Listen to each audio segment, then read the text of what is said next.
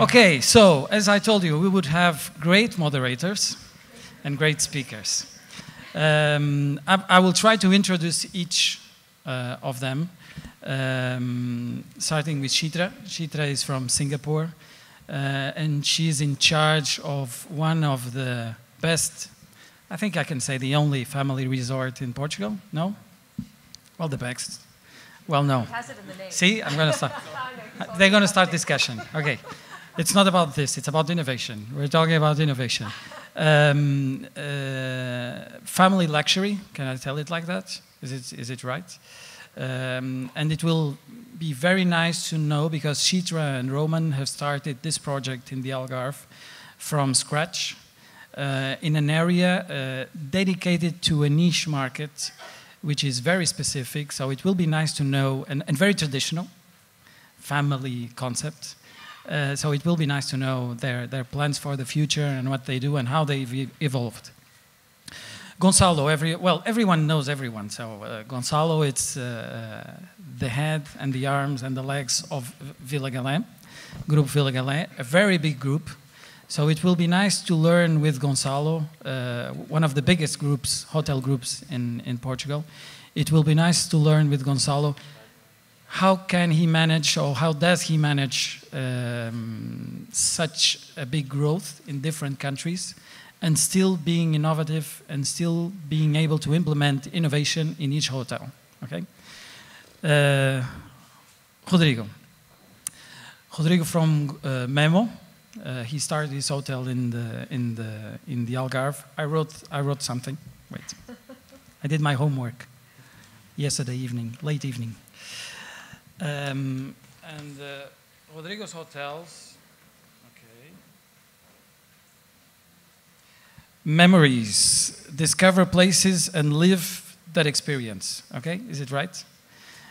He has 2 hotels now, and he will open another one by the end of this year, September, in Lisbon. Great products, obrigado. Great product, so it will be nice to hear from Rodrigo how he challenged innovation and how he changes new products.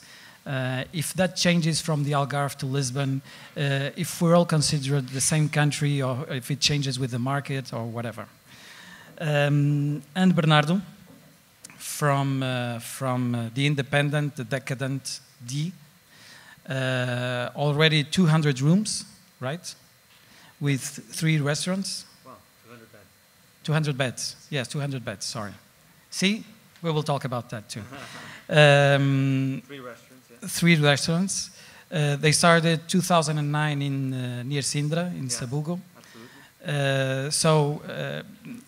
It's nice to know how, and this is quite a challenge, because, well, they have very well-known and worldwide known hostels. I think you were the first ones in Lisbon to launch the idea of hostels that live in the same place with suites. So it will be nice to know how challenging is that to have in the same building people that want a suite and 5-star treatment with someone that stays in a hostel bed with the triliche, which I like it. A triliche is a kind of beliche, I don't know how that's said in English, but with 3 beds, okay? So instead of 2, 3, yeah, right? Triple bunk bed. Triple bunk bed, okay, that's it. So, this is it. And now that we have everyone introduced, I will start with Chitra. First ladies, do we still have space in hospitality for innovation? And if so, I believe you're going to say yes. I just have to say something before.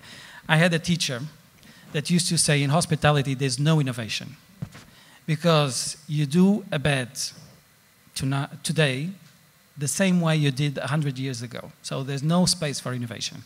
I know I had lousy teachers. That's why I was a lousy student, so I didn't believe them.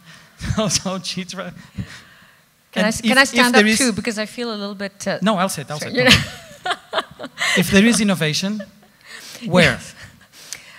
So good morning, everyone. It's a great pleasure to be here this morning. Thank you very much for the invitation. Turismo de Portugal and BTI and Airbnb. And I consider myself very lucky to be the only woman on this great panel of very handsome and capable men. So thank you very much for that, for allowing me to enter this very private club.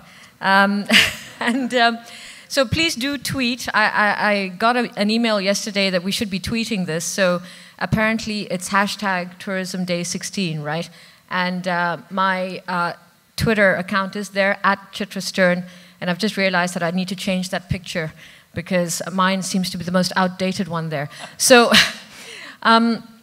innovation. Actually, Luís, I think your teacher was right to a certain extent. I mean, what is hospitality? It is about looking after people and, you know, perhaps the love with which you look after people and the basics don't change.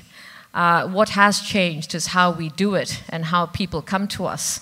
How people find us, you know, what they have in their rooms. So, you know, yes and no. Is there innovation? Should there be innovation in the hospitality sector? You know, let's not forget the basics. I think this is what your teacher was probably saying, you know. And Portugal is a very hospitable country. So this is one of the reasons why I think that once it's discovered by people, tourism is growing. It's a great place to be.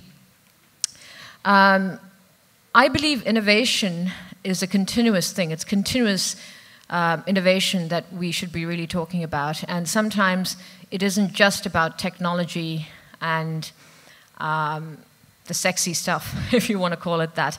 I mean, I love tech, and Airbnb would not have happened without the technology behind it and the appetite for tech today. You know, we've got to think about innovation in every area of what we're doing every day, whether we are in hospitality or not. This is my personal feeling, because the day we stop doing that, we're dead. Because the world is a very dynamic place. Events become less and less predictable. Unfortunately, you know, my country decided to leave the European Union suddenly on Friday morning, and you know, these things have big impacts on what we do day in, day out. Therefore, we have to be ready to innovate at the drop of a hat. So, yes, in terms of what should we be looking at innovating, yes, it can be. What we did was we, you know, some people, you know, when I talk to a tech startup young man of 25 years old, he may not think that we've done something innovative. You know, he said, "What is your startup again?" Recently, when I was chatting to someone from tech. But yes, we started something from scratch in Sagres, which is at the end of Europe, 1.5 hours away from the airport, an area where, you know, people thought it would not be good enough to set up a 5-star resort. And the innovation there was really where tour operators did not really want to come out, that we started something and created the demand for it, and we attacked a niche, okay, of families at the luxury end of the market. So, you know, some people might not call that innovation, might be common sense, okay, but apparently we did do something innovative in the tourism sector. So sometimes it's simple things. This is what I'm trying to say, you know, but you need to grab it and go for it all the way. That's what I think the answer would be. Okay, as I told Gonçalo, Vila Galé is one of the biggest groups in Portugal. They're opening hotels every month. Not every month, well, every year. Almost. How do you think of new products? Is innovation in your head when you think of new products? Or you prefer to innovate in things related to all the group, like distribution or marketing or whatever? What is your main concern? Is it the product itself? Or is it the way you sell the product or the way you manage the company? What is it? Which part do you put more? I don't have one main concern. I have a lot of concerns, unfortunately, or fortunately. We try, and for us, innovation, I agree with what Chitra said. It's simple process.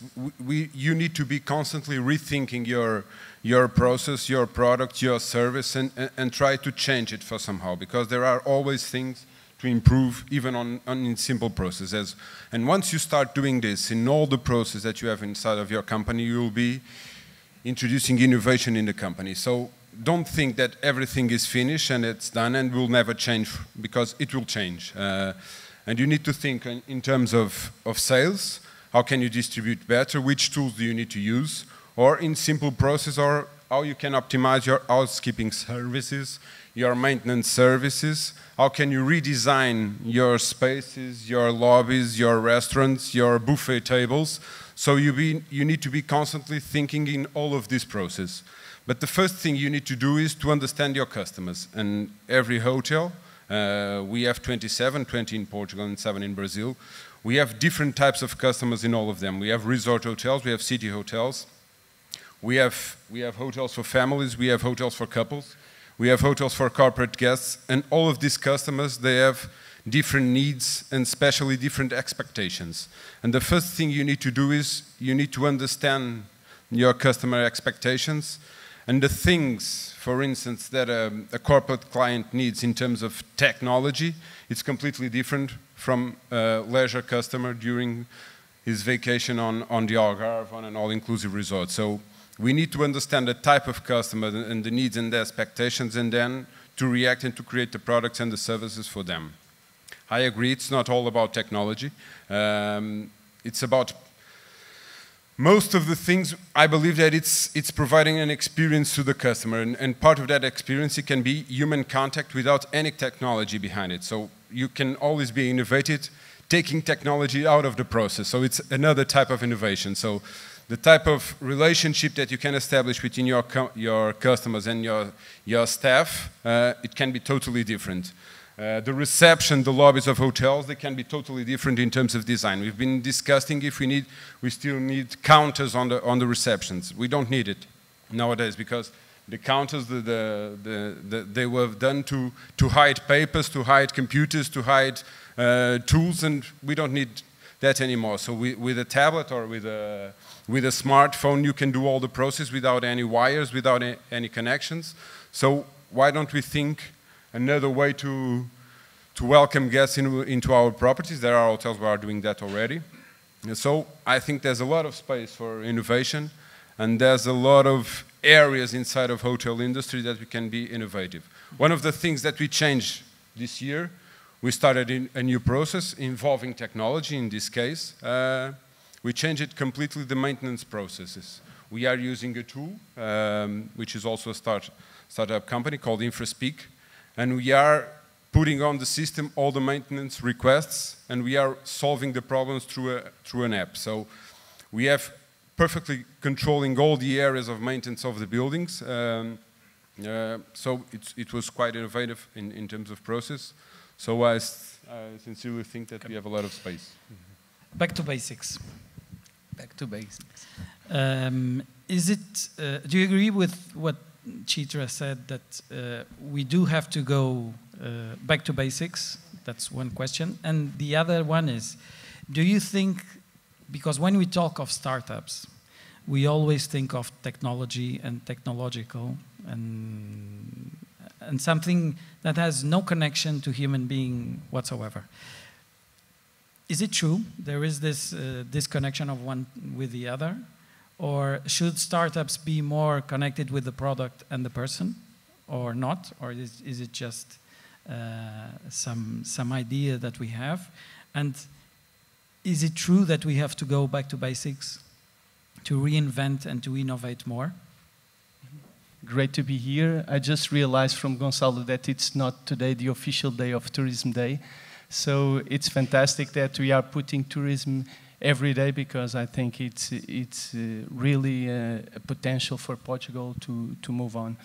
Regarding the challenge of talking about innovation, and I like that you put in hospitality sector, because I hate the word industry, and sometimes they put the word hospitality industry. Industry, it's something that I think can kill the product, because it means like everything is processed. And like the teacher said that you're just doing beds, I think this is a changing point. And I had the luck to start my own project 9 years ago. My family was always, my grandfather started the Tivoli hotels. So I had the luck that my father sold with my uncle all the company. So zero hotels. So it's good when you have the opportunity to start up everything again. And I had the background, and I think there's a lot of space for the innovation in the hospitality sector. I truly believe that usually the innovation comes from the outside the sector. So when we start our project in Sagres, I was looking for turismos rurais, which is like small inns that were along the Vicentina coast, which is a beautiful areas, because they are doing a much better job than the traditional 4-star hotels.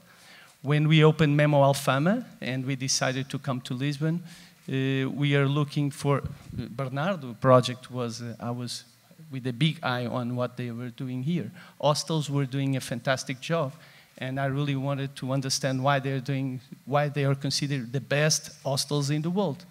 It was not a small thing. So I think in some way, for me, it was a big change when we decided that I was working in the dreaming industry and not in the sleeping industry. It's not about making beds. It's not about sleeping. It's like eating. You can eat, or you can have something much more important for you than just feed yourself. So we came up with our brand, and our brand Memo stands for memories. And memories is such a good storyteller for an hospitality project, for an hotel, because in fact, this is what you are looking for when you travel. And this is what I also like to think, that I'm working for travelers, not for tourists. The traveler wants to visit the local, have really the local experience, get engaged with the local community, be part of the culture. So this is the way that I like to travel. And somehow I found that it's a great opportunity to innovate in a sector that was really old-fashioned 10 years ago. Really old-fashioned. I'm so super happy to see this crowd here, young people. I can feel the energy, the same energy that I feel when I go to Design Hotels Conference. It's a group of creative, innovative people that bringing such innovation to the sector. So we start this project, really think about how we can put people dreaming. And it's not about just sleeping at a Memo hotel. Sagres, it's a fantastic area. And when we look to a project, we really try to understand if the region, it's really important to discover. For us, it's like Memo, stands for memories. The chameleon, which is our symbol, represent our idea to adapt. We don't want to build a chain of hotels. I don't like the word chain. We want to build a collection of hotels. That means that they all are different, and somehow they give something different to our guests. And if I put everything in a word, it's about authentic places. And Portugal has such a good potential for that, so that's why we decided to come to Lisbon. Sagres, it's an amazing area to discover. And we really increase people to go out there and surf and get the percebes, and it's probably the last treasure in the south of Portugal. It's all the coast of Sagres and the Vicentina coast. And in Lisbon, we decided 6 years ago to invest in Alfama. And today, Alfama, it's super busy, but it was not that clear 6 years ago. Baixa was abandoned. This market was completely abandoned 5 years ago. So everything changed so rapidly, but I think it changed in the right way, because we are trying to see what really differentiates Lisbon from other countries or other cities, because the industry, the tourism industry, it's super competitive. We are competing with the flights so cheap, you can go anywhere in the world. So my idea is that try to figure out what Lisbon and Portugal have different, We don't have such a good monuments like Paris or London, but we have the river, which is a fantastic thing to discover and a fantastic asset. Finally, you can see, now they are doing sometimes too much, you can see a bus in the river. So it looks like you can take the bus and go to the river. I think it's a little bit too much, but anyway, okay. It works, but it's good to see the people at the river and also the neighborhoods. I love the neighborhoods. We open in Alfama. We're going to open in Príncipe Real. We are working in a third project in Lisbon near Graça. So I think they are so authentic. You'll never find nothing identical. So, lot of talks. Pass to Bernardo. Hospitality is not only eat and sleep, right? Although you have eat and sleep. We will go to the more critical questions in a while. I'm just giving them time. Do we have to think of hospitality as a broader concept? Or is it hospitality, should we focus only in eat and sleep when we think of innovation about the product? Sorry for the suntan, but I've just been away I've just arrived now from Ponza, sailing weekend with friends. I'm an addicted traveler, so obviously as far as I can go, I always tend to fly away and also obviously get to know my country as much as possible. But as far as your question, Luís, I see hospitality really the way Chitra was. I think I'm very lucky to speak after the three of you, because I think you've all touched very, very important points.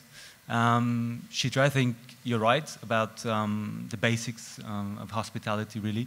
That's how we started in the small guest house in Sintra, where we turned an old artist house. My grandfather was a famous Portuguese artist. He was a man of radio, many talents, but radio. He wrote children's books, painted, and we decided to transform his small getaway hiding place in Sintra into a museum. And whilst we were recuperating the house, we thought, we've got 7 rooms here, why don't we turn this into a small guest house? So the idea was really that people were sleeping inside a museum. So that was pretty disruptive in terms of product, but the basic was there in terms of hospitality. I was doing everything with my little brother, Duarte, who just came back from London then. I spent 6 years in England. I was very lucky to go there when I was 16. That's where I met these Italian friends of mine who I just spent the weekend with. And so it was just the two of us doing everything. And that was really amazing. I mean, from 7 o'clock in the morning until 2 o'clock in the morning, doing everything together. So that was really special for us as a start, as a project, to really understand everything that goes around this sector, like Rodrigo was saying, and how can you, and then what Gonçalo was saying about the distribution, the processes, because we both came from management, so we really had to thought about the process with just the two of us. How do we do this? How do we make it more, more productive? And how can we turn this into a project? Because I mean, 7 rooms is nothing. And then everything else that goes around it. I think all the innovation that you see. I think these days, what is more disruptive, you see a lot of innovation in the product. People trying to do different things to put different crowds together. I think that's the coolest thing, and that's what we tried to do in Lisbon anyway. When we first opened our second project in Lisbon, the Independent, we looked at hotels, we looked at smaller hostels, and we thought, why are these oases in these cities? Why are they open to the public? Why aren't we meeting locals with travelers? That's the coolest thing you can do. When you travel somewhere, you want to get to know this culture, you want to learn about these people, and the coolest way to learn is to actually hang out with them.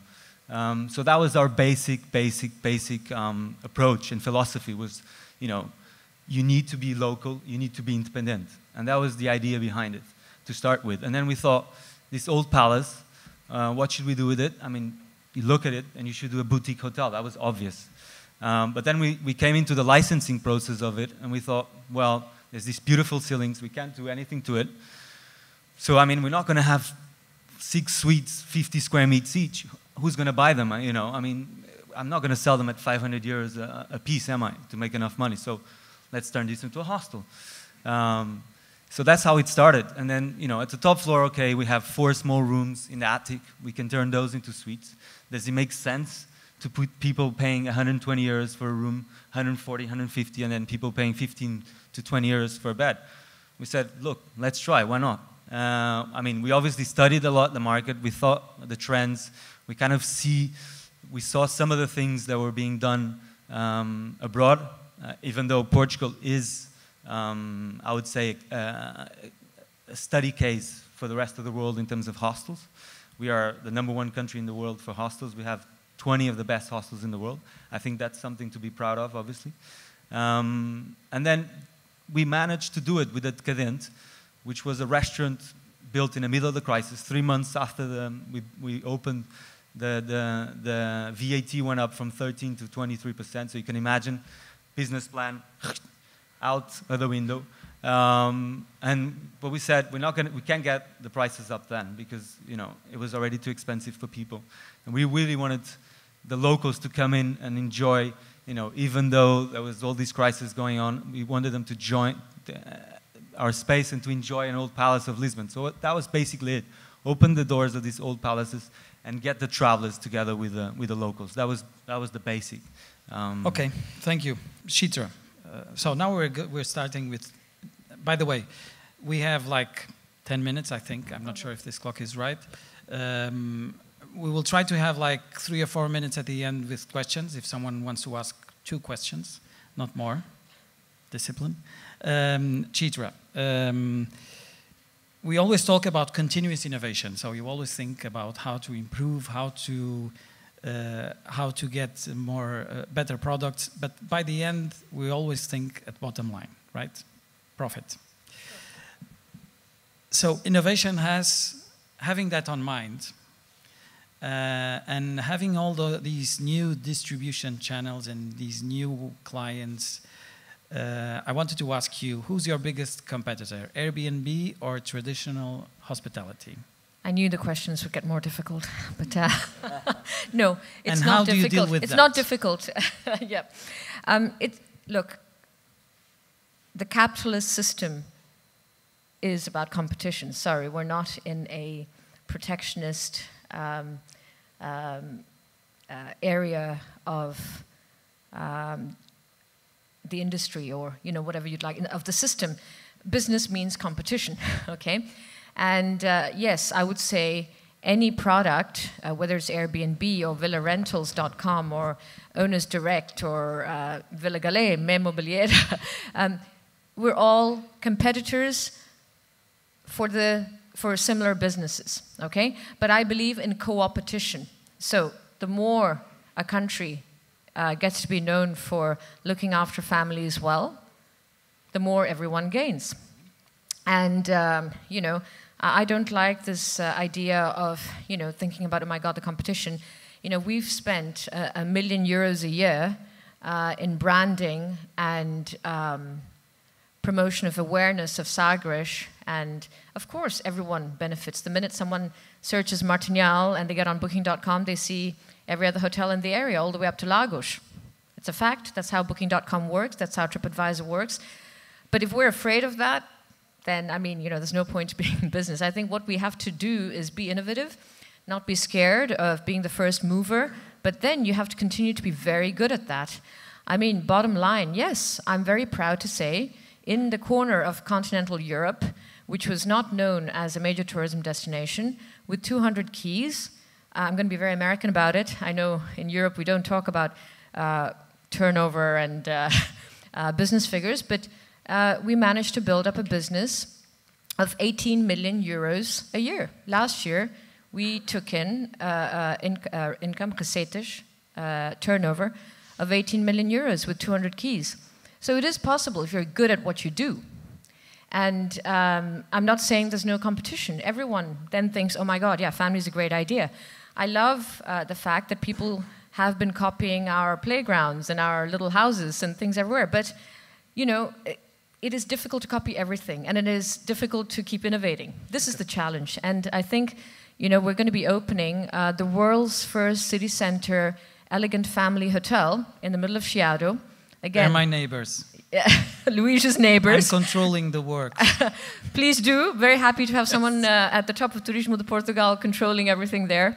And, you know, it's a branding. I mean, one thing I definitely don't want to leave the stage without saying is there is a lot of innovation to be done in branding as well. I mean, let's not forget that. Who's going to know about us if we don't shout about it into the right channels and invest in a brand, whether it's brand Portugal or, you know, brand Martinhal or brand Sagres? What does it all mean? You know, Chiado, Lisbon. So I think, you know, we mustn't forget that this has to be worked on very strongly. We can innovate a product as much as we want, but if people don't know about it and we don't create demand for it, we will not get the bottom line. So, okay.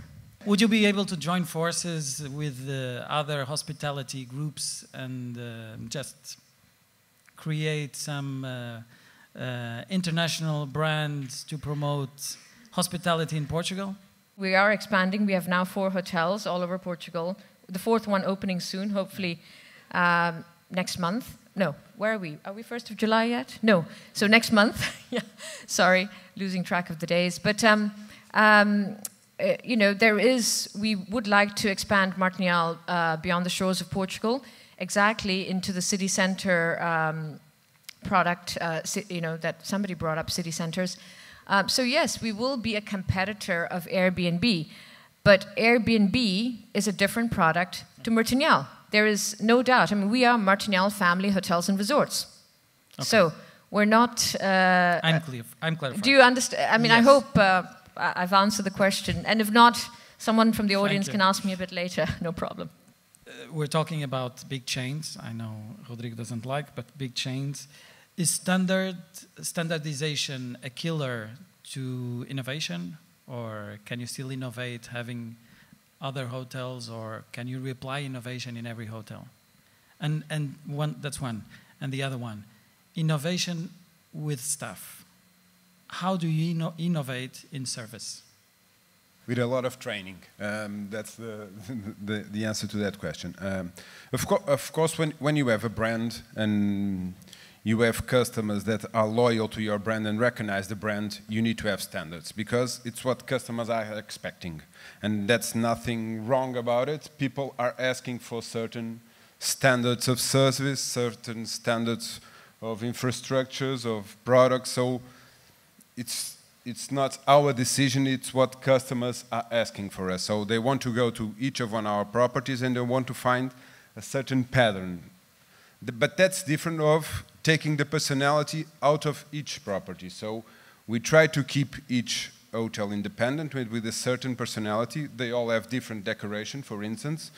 They all have different teams. So we have the hotel in Lisbon, which the theme of the decoration is the opera and the music. We have the dance in Coimbra. We have the fashion in Lagos. We have different teams in different hotels, so people can have different experiences. But besides that, people want to have the same type of service, the same type of bed, the same type of sheets, of towels, of a lot of things that it's essential for us to have a standard. And we have different types of trends, because we are always thinking, when we are on these conferences, thinking about the individual city travelers, but we also have a huge mass of customers who still like to go to resorts and have the entire experience inside of a resort. So the all-inclusive, it was also a trend. So, and it's totally the opposite of what the independent travel is looking. So they want to go to resorts and have the full experience inside of the resort. So and probably sometimes it's the same customer. When he goes alone with the wife, he will be more independent and he will try to be in touch with the local people in the city. But when he goes with the family, with the kids, he will go to the resort. So it's the same person with 2 personas. So and we need to understand this in order to achieve and to achieve their expectations. So I don't think the standardization process are the opposite of innovation. We can still innovate a lot. We are innovating in the kitchens. We are putting the customers in touch with our cook chefs. We are opening the kitchens to the restaurants. So there's a lot of things to do inside of the hotels. And I think we don't have more time. Gonçalo, you privilege experience. Rodrigo, desculpa. Rodrigo, you privilege experience, but your hotels are in areas of the cities that everyone is saying, I'm not saying I agree, that they are losing their character and their charisma. How do you deal with this? First, do you agree with this? You live there, right? You work there. And then, what should we do to prevent that? First, I don't agree with that. I think, and I don't like the word experience. I like the word emotions much better than the experience, because experience is like, it's too much. Everything is an experience. So I don't. But I think everything is an emotion. It's just a different approach. But I don't think we are killing Lisbon or we are destroying our heritage. I think there's a lot of good things are doing well. I think Lisbon has the neighborhoods where we are staying, Alfama, Príncipe Real, even Chiado. We need to be careful with the scale. The scale of Lisbon, it's human. That's the good part. You can walk and visit everything. If we put too much charge on that, can kill the product. But we saw a lot of innovations, especially in transportation, in new hospitalities, in new hotels. How do you deal with that? I think it's good. Innovation, I call creativity, basically doing the same thing in a different way. Innovation I put usually on the technology side. I like this idea of hotels going back to basics and going to really what is about hospitality, is taking care of the guest. That's why we are in Alfama, we have 42 rooms. In Príncipe Real, we have 41 rooms. It's a different scale. You can do a different approach. And you see a lot of new hotels, like, for example, they are taking out technology from the room. They are putting you turn the lights in the same way that your grandmom turned the lights. It's not like this impossible thing to understand. How can you open the lights of your desk? So I think it's a process of changing. Great. Bernardo, you have, as I told you, 5 stars with hostel. I don't know how you're classified, but should we innovate in these two? Are stars still a glamorous thing that everyone pays attention, or that's out of the way and we should think of another way of classifying hospitality? A few years back, there was a change in law. As we know, the last government introduced the starless hotels, which is something it's been talked all over the world for a few years. I think London had a plan to do that for a while. We know the States don't really use this system, so people identify brands and go. What do customer pay more attention to? TripAdvisor comments or to how many stars does this hotel have? To be honest with you, I think it's a group of things. I think reviews are very important, but they're also flawless in some way. So I think a traveler, at least our type of traveler, the traveler that stays with us, are very wise. They know what to look at. So they use obviously that personal network. They use guidebooks, printed normal guidebooks like Lonely Planet, Louis Vuitton, the luxury hostels of Europe, for example, Routard, whatever. So I think it's a group of things. And then obviously the increase in the number of publications in terms of lifestyle has helped a lot. As we know, Lisbon has seen a huge increase of articles about the city, which have helped humongously everyone, all of us, in terms of the incoming. And then obviously for us is not the stars, because we are a local lodging, so we're alojamento local. And I think, to be honest with you, our position is not quite it's really not a hotel, but not quite a hostel. So it's really to be away from the hotel. We really want to be away from the hotel. I think there's still room for stars for a while. I've had this discussion with the hoteliers. They think it's good to have stars for hotels. I think, to be honest, for us, it's good in a way that they stay there, because our customer can look at those and really go for them, and then the ones that don't want to go to a hotel with a star can come to us. So in a way, it works for us, and I hope it keeps going like that. So I don't really mind. Thank you, just one last note. I'm just kind of scared, or in a way worried, that that the local lodging comes down, and it stopped in a way by the pressure and the lobbying of the hoteliers, which they've introduced some changes. In fact, they've limited to 9 units, which I don't agree with, because it's really been the sector pushing also for the rehabilitation of the city, as we know, together with Airbnb projecting the city as well. So I think it's important to keep both worlds. Perfect. Everyone will be around, so if you have questions, just ask. You can ask directly. them personally, it's even better. Thank you so much. It was a pleasure having you here. Thank you all.